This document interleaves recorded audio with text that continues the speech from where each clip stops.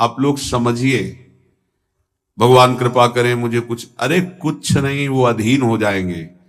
बस बात को पकड़ लीजिए आप। विवेकवान वही है जो डोरी को पकड़ ले, पतंग के पकड़ने के चक्कर में डोरी ना छोड़ दे, कभी पतंग हाथ आने वाली नहीं। नाम डोरी है, पतंग प्रियालाल है। पतंगो यथा त्वाम अनुभ्राम्य माणा। नाम मत छोड़िए, पकड़ते रहिए, घसीटते रहिए। एक एक नाम आपका ऐसा जैसे हम डोरी घसीटते जा रहे, पतंग नजदीक आती जा रही, ऐसे नाम जापक के समीप रूप प्रकाशित होने लगता है। जो नाम ध्यान पूर्वक जप किया जाता है, इसके लिए और कोई साधन की आवश्यकता नहीं। देखो, अगर आप विद्वान शास्त्र पद्धतियों को जानने वाले जनों का संग करोगे तो ऐसे शब्द बोले जाते हैं। माना कि नाम की महिमा है, हम ये भी जानते हैं कि नाम की महिमा में अगर जरा भी बात करें तो अर्थवाद नामापराध लगता है। ये हम बहुत विद्वानों की बात करें, पर भाई शास्त्र भी तो आज्ञा करता है, शास्त्र विधि का पालन भी तो करना है। ऐसा थोड़ी है कि आप नाम के बल पर शास्त्र विधि का त्याग कर दें। और हम जहां से बात कर रहे हैं ना, बोले कहां से बोल रहे हो? बोले वृंदावन से बोल रहे हैं। क्या बोल रहे हो? विधि निषेध नहीं दास, अनन्य उत्कट व्रतधारी। हम उन आचार्य की शरणागति के बल पर बोल रहे हैं जो शास्त्र विधि निषेध के दास नहीं है। करनी अकरनी दो विधि भूले, विधि निषेध सब रहे धरे। नर हरिदास ते भय बावरे, जे आह प्रेम प्रवाह परे। तो सुने न काहू की कही, कहे न अपनी बात। नारायण वा रूप में मगन रहे दिन रात। ना काहू सो बोलिबो, ना कोई व्यवहार। बस अपनी कुंवरी किशोरी को जियत निहार निहार। कुछ नहीं चाहिए। ऐसे उपासक के सामने मोक्ष पदवियां सिद्धियां हाथ जोड़े खड़ी रहती हैं, पर उसको चाहिए ही नहीं। जब तक चाह है तो पकड़ में नहीं आएंगी, और जब चाह मिट गई तो सब घेर लेते हैं अपने आप, सारा वैभव रिद्धियां सिद्धियां सब। जब तक चाह है तब तक कर्म का भोग भोगना पड़ेगा। अचाह हो गए तो अब भगवत विधान लागू हो जाता है। अचाह महापुरुष के ऊपर प्रारब्ध नहीं, भगवत विधान लागू होता है। जिसको इस बात पर विश्वास नहीं वो प्रवृत्ति में फंस जाएगा। ध्यान दीजिए, इस बात पर विश्वास नहीं है कि नाम चल रहा है प्रियालाल का, अब मुझे कोई साधन की जरूरत नहीं। पूज्य भाई जी महाराज, मैं अपनी पहली और आखिरी बात कहता हूं कि आप नाम जप का नियम लें, निर्वाह प्रभु करेंगे। और कोई साधन करें, हम रोकते नहीं हैं, पर यदि आप नाम जप करते हो तो किसी और साधन करने की आवश्यकता ही नहीं है। महापुरुषों के वचन, ये कोई अपनी मनगढ़ंत बात नहीं है। भगवान ने अपने को सहज में प्राप्ति करने का उपाय अपने श्रीमुख से बताया। अनन्य चेता सततम यो माम स्मरति नित्य सहा, तस्याहम सुलभा पार्थे नित्य युक्त योगिना। जो पुरुष, जो उपासक अनन्य चित्त से मेरा स्मरण करता है, मैं उसके लिए सहज हो जाता हूं, सहज प्राप्त हो जाता हूं। जिनको लगता है भगवत प्राप्ति बहुत कठिन है, अरे ये तो कहीं ब्रह्म ऋषियों को मिलते हैं, नहीं नहीं, ये इतने कृपालु हैं कि बिल्कुल सहज हैं। जो सहज हो जाए तो बहुत जल्दी मिल जाए। कहीं गाय चराने वाले को मिल जाते हैं, कहीं एकदम भोले भाले जिनको ज्ञान ही नहीं है उनको भी मिल जाते हैं। एक बहुत ही भोला नवयुवक था, अढ़िया नाम था उसका। अढ़ाई कहते हैं 2.5 किलो को। पहला आहार उसका 2.5 किलो का ही है, आगे आप श्रद्धा रखें तो और प्लस हो सकता है। लेकिन वो मतलब घर में माता पिता पधार गए तो उसे कोई 2.5 किलो आटे की कौन रोटी बना के दे। थोड़ा जब उसके अंदर चेतना जागृत हुई तो जब कहीं ठौर नहीं मिलती तो संतों का आश्रम मिलता है। एक आश्रम में गए, उन्होंने कहा हमको नौकरी में रख लो, कोई सेवा में रख लो। तुम्हारा नाम क्या है? बोले अड़ैया। वे कोई नाम है? बोले गांव के लोग कहते हैं क्योंकि 2.5 किलो हम पाते हैं। तो 2.5 किलो? बोले तौल के 2.5 किलो आटे का जब हम रोटी पाते हैं तब हमारी बाल भोग होता है। आगे कोई श्रद्धा करे खीर पूड़ी, पर 2.5 किलो अन्न चाहिए। तो कहा यहाँ भंडारा है, तो रोज 2.5 किलो क्या 5 किलो पावे, क्या सेवा कर सकता है? तो उनका जो आप सेवा बताएंगे सिखाएंगे वो हम कर लेंगे। उनका तुम गाय चराया करो, गाय चरा। भाई देखो हमारा वैष्णव सिद्धांत है, तुम गाय चराने जा रहे हो, हम यहां से तुम्हें अमनिया दे दिया करेंगे, जंगल में तुम बनाओ और वहीं ठाकुर जी को भोग लगाओ और पाओ। बिना भोग लगाए पाने का विधान हमारे आश्रम से आपका नहीं बन सकता। बोले हमको तो कुछ आता नहीं भोग लगाना, क्या भोग लगाएं? उनका जब आप बना लीजिएगा, क्योंकि अब यहां 2.5 किलो तुम्हारे लिए अलग से बन करके जाए, तुम अपना बनाओ, जो जो चाहो भंडारी से कह दिया दे दिया करो, वहीं लकड़ी बिनो, वहीं बनाओ और गाय चराओ और ठाकुर को भोग लगा के पाओ। जितना मनावे आप पाओ। पहले दिन भोग मिला तो बाटी बना, गरीब आदमी था, घर से तिरस्कृत था, वो सब जानता था। बाटी ऐसे उपला बीन लिए, बाटी बनाए, 2-4 आलू का भरता बनाया, 2.5 किलो आटे की बाटी। उसने कहा गुरुदेव के ठाकुर आओ भोग लगाओ आके। बड़े बड़े ऋषि मुनि मंत्रों से आवाहन करते रहते हैं, सरकार पधारते नहीं, केवल भाव से भोग लगाते हुए इतने लीला बिहारी प्रभु आ गए श्री राम जी। अड़ैया ने आंख खुरप लगी ऐसी तो आंख खोल के देखा, नवीन मेघ कांति अरविंदाक्ष सारंग धनुष धारण किए हुए सामने खड़े। कहा कौन हो आप? हमें राम जी कहते हैं। आपने कहा गुरुदेव के ठाकुर आ, तो गुरुदेव तुम्हारे जो है उनके हम ठाकुर जी हैं। सही में आते हो तुम? बोले आए तो गए और हम पाएंगे। बड़ी खुशबू आ रही है आलू के भरता की, तुम्हारी बाटी बनी हुई। और गुरुदेव ने कहा तो भोग लगा के पाना, मतलब आप पाते तो हैं? नहीं सुना है। बोले नहीं नहीं पाते हैं, पर सबका नहीं पाते हैं। आप जैसे भक्त जब पुकारते तो बिल्कुल कुछ नहीं जानता था। इसीलिए हम कह रहे बड़े बड़े विद्वान और योगी जन रास्ता देखते रहते हैं। हरिवंश महाप्रभु ने इसीलिए लिखा है, मुनिमन ध्यान धरत नहीं पावत, करत विनोद संग बालक भट। ये विनोद करते हैं, प्रकट हो जाते हैं बड़े बड़े मुनियों के जो ध्यान में नहीं आते। काश तो आप हमको ऐसे ही रखोगे, क्योंकि आप आ गए तो आप भी। तो प्रभु ने कहा जब तुम 2.5 किलो पा सकते हो तो हम तो 2.5 मन भी पा सकते हैं। बोले हमको ये पता नहीं था कि गुरुदेव के ठाकुर इतने भूखे रहते, पर आप अलग पत्तल में ले लो, अपने पूरे पत्तल में तुम आपको पाने दें। बोले भोग थोड़े ऐसे लगाया जाता है कि तुम अपना रखो, तुम अपना रखो। और बोले आंख मूंद कर तुम बैठो, जैसे तुम्हारे गुरुजी भोग लगाते हैं तो आंख मूंद लेते हैं, अब हम पाएंगे तुम्हारा। तो आंख मूंद लिया, चलो भाई पाओ। सोचा एक आध बाटी पा लेंगे, बीच बीच में खोल के देखता जाता, भगवान सब चाट गए। भगवान बड़े करत विनोद संग बालक भट, हरिवंश महाप्रभु कह रहे, करत विनोद संग बालक भट, मुनिमन ध्यान धरत नहीं पावत। आंख खोला, बोला आज हमको भूखे रखोगे? बोले जानते हो तुम्हारे गुरुजी ने क्यों भोग लगाने के लिए कहा है? आज एकादशी है, तो तुम्हारे गुरुजी के यहाँ एकादशी रह जाती है, इसीलिए तुमको अमनिया दिया, वहां बनाया नहीं, और तुम्हें रोज अमनिया देंगे। तुम रोज आओगे हम बुलाएंगे तो? अब आप बुलाओगे रोज तो आएंगे नहीं, हम रोज रोज आएंगे।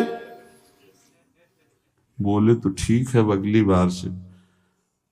बोले गुरुजी आपके ठाकुर जी आए थे, हमारी सारी बाटी खा गए, 5 किलो आज से हम ले जाएंगे, 2.5 किलो आपके ठाकुर जी के लिए, 2.5 किलो अपने लिए। बहुत हंसी आई कि वहां कुंतलों का सब भंडारी का देखो पूछने की जरूरत नहीं, जितना कह दे दो। 5 किलो के हिसाब से आटा के अनुसार भरता बनाने के लिए आलू वगैरह से। सुबह से गाय लेके निकल जाता, जंगल में छोड़ दी, उपला मैंने आग लगाई, बनाया, वो गोले गोले रख करके, उसमें कोई समय तो लगता नहीं। आग पकी हो तो बहुत सुंदर बाटी बनती। बाटी बनाया, भुरता बना के, पत्तल बड़े बड़े जंगल के से, कहा गुरुदेव के ठाकुर पधारो। तो आंख खोल के देखा साथ में सिया जी।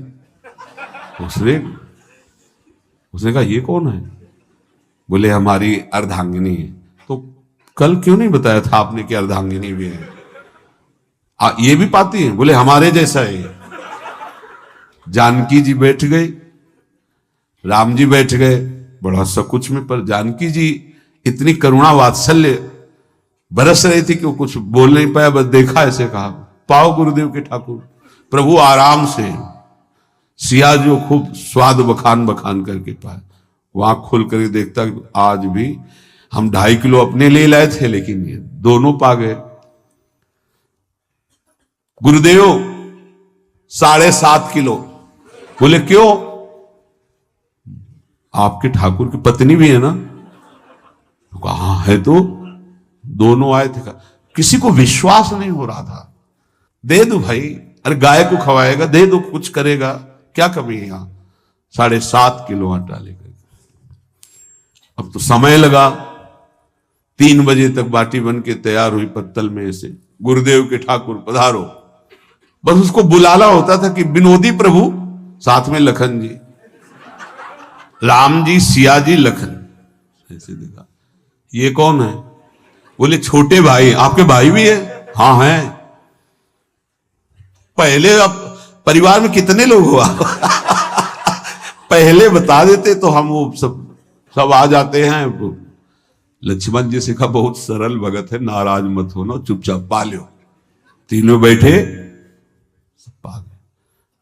फिर बेचारा ऐसे ही रह गया। जब वो चले गए तो पत्तलों में जो किनका रहता था, वो एक अद्भुत आनंद।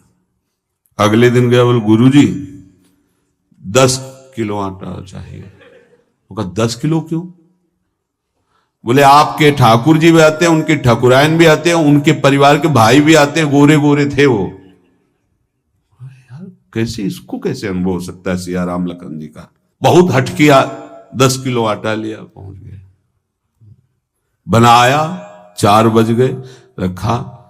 उस मन में सोच रहा था आपकी संख्या ना बढ़ जाए। कहा गुरुदेव के ठाकुर पधारो।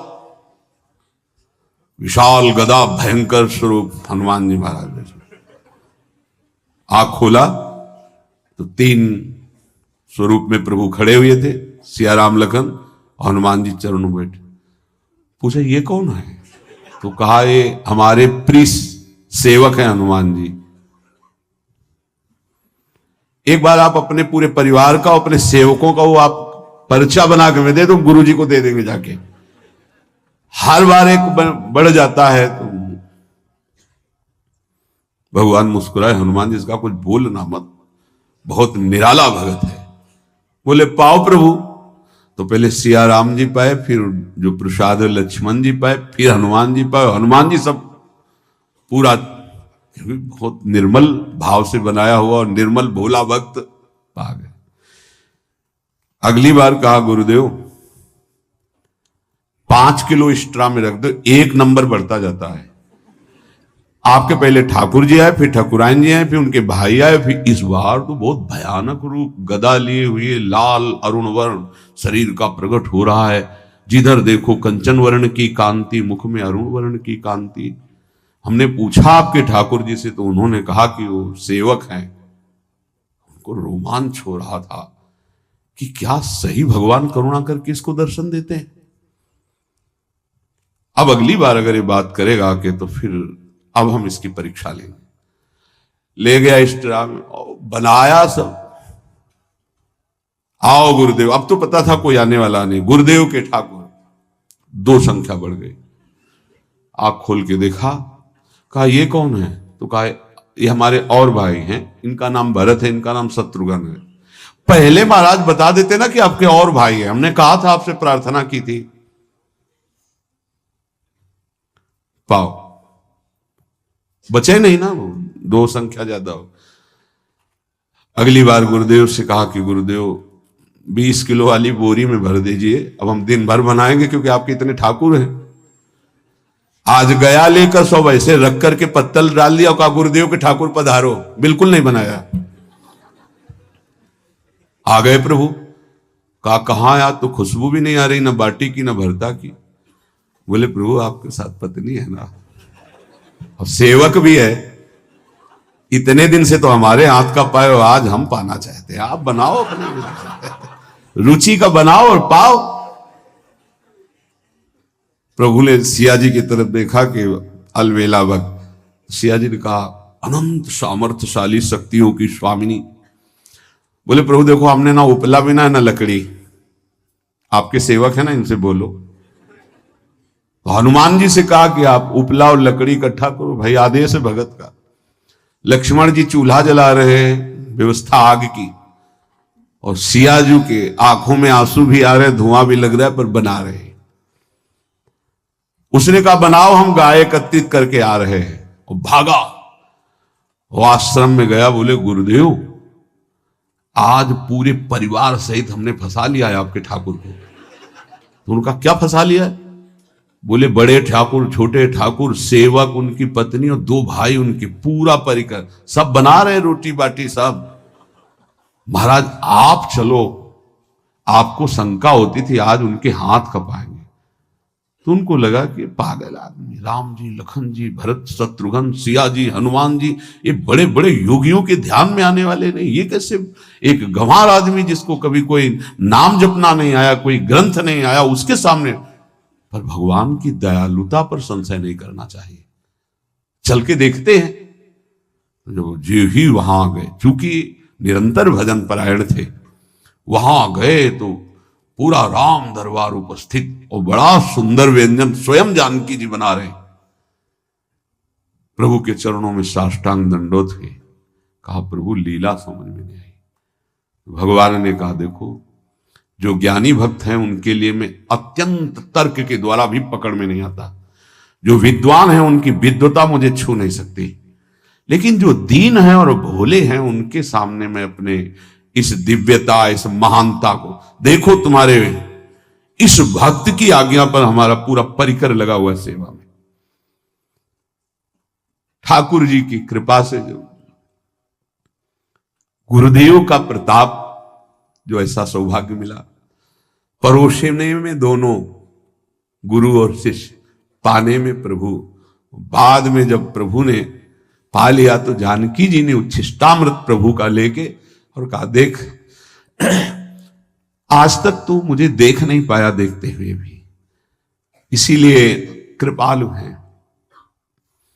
एकांत में श्री तुलसीदास जी रोकर प्रार्थना करते हैं, जनक सुता जग जननी जानकी, अतिशय प्रिय करुणा निधान की, ताके जुगपद कमल मनाऊं, जासु कृपा निर्मल मति पाऊं। करुणा निधान प्रभु श्री राम की अतिशय प्राण संजीवनी मूरी, प्राण प्रिय सियाजू की, सीताजू के चरणों की वंदना करता हूं, जिससे प्रभु को पसंद है निर्मल मति, निर्मल मन। उनकी कृपा से मेरा मन निर्मल हो जाए, मति निर्मल हो जाए, तासु कृपा निर्मल मति पाऊं। जीव ही जानकी जी ने अपने कर कमल से उस बालक को पवाया, अढ़ैया को, त्रिगुण माया का मल नष्ट हुआ। ओ जी सच्चिदानंद प्रभु का साक्षात्कार निहाल हो गया।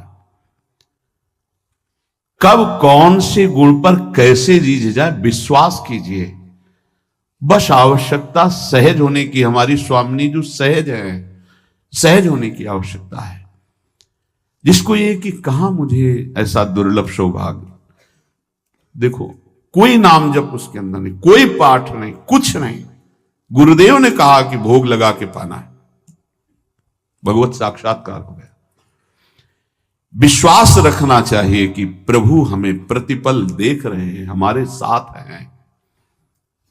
सच्चिदानंद स्वरूप अपने आराध्य देव का निरंतर भजन और ध्यान पूर्वक भजन, ये दो बातें कह रहे हैं, भजन और ध्यान पूर्वक भजन। पहले भजन करने की क्रिया होती है, फिर भजन में थोड़ी रुचि होती है, फिर ध्यान पूर्वक भजन होता है। ध्यान पूर्वक भजन, चल रहे हैं, बैठे हैं, चेष्टा रहित हैं या चेष्टा युक्त हैं, हर समय वही नाम अक्षर मात्रा सहित एक एक शब्द गूंज रहा है, उसी में प्रियालाल का रूप झलक रहा है।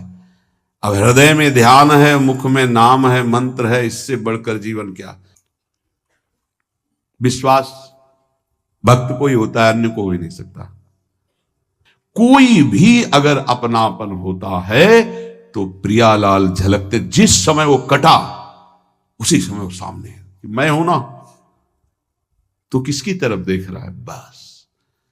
ये जैसे कहा जाता है कि प्रभु वृंदावन से बाहर एक कदम नहीं रखते, तो हमारे भक्त जहां होते हैं वृंदावन के, वहां प्रियालाल जाते, ध्यान रखना, वहीं वृंदावन भूमि प्रकाशित होती है। चाहे वो लाखों कोस दूर हो, वृंदावन वहीं प्रकाशित होगा, उन्हीं के सामने प्रियालाल होंगे। ये भक्ति विश्वास का मार्ग है। तुम्हारा एक ही कर्तव्य है, सब जगह से अपनापन हटा के अपने इष्ट में रखना और उनका चिंतन करना, बस हमारी यही साधना है। फिर तो प्रभु की ओर से जो कृपा की धारा आएगी कि आप उस पर बह जाएंगे। जितना जितना कृपा में डूबते जाएंगे उतना उतना प्रेमानंद बढ़ता चला जाएगा। ये सौभाग्य कभी निर्गुण उपासक को प्राप्त नहीं होता। पूज्यपाद उड़िया बाबा जी महाराज, प्रभु का साक्षात उसको दर्शन होता है, प्रभु से संभाषण करते हैं, प्रभु उसके साथ खेलने लगते हैं। ये निराकार की उपासना वाले उपासक को कभी सौभाग्य नहीं मिलता। भगवान की इस उपासना वाले को निराकार तत्व का बोध हो जाता है। ध्यान रखना, हमारा स्वरूप चराचर जगत का स्वरूप, भगवान का स्वरूप, सबका बोध हो जाता है प्रेम मार्ग के पथिक को। और सगुण साकार स्वरूप में जो प्रभु विराज, उनके साथ खेलना होता है। जो सगुण उपासक साकार उपासक हैं, उनको तो निर्गुणों उपासना का जो फल है सर्वत्र तत्व अनुभव, ये स्वाभाविक हो जाता है। लेकिन जो निर्गुण निराकार उपासक, उसको साकार रूप में दर्शन, संभाषण और लीला में ये नहीं होता है। बड़ा भाग्यशाली है, अनेक जन्मों का उसका भजन सिद्ध हुआ, जिसको प्रभु के साकार रूप की भक्ति करने का अवसर मिला।